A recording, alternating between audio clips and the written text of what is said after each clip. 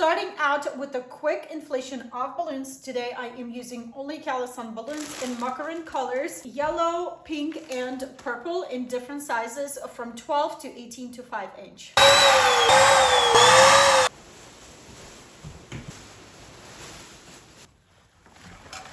All packed up, and the only thing that I need to bring is a whole bunch of flowers because the theme is the baby in bloom.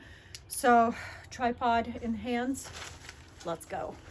After about 40-minute drive, I arrived to the spot, and of course I had to start with construction of my arches and covering them with these covers. Absolutely love these covers because they stretch out so tight and you can't even tell that this is fabric.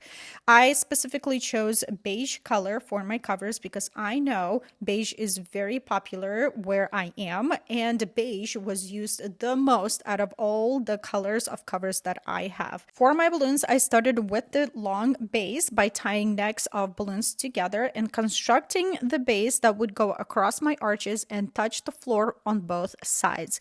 Once I had that long of a base, I attached that to my arches with big black clips. Make sure when you buy your clips, they are wide enough for whatever you are trying or planning to attach those clips to, because otherwise they will be useful.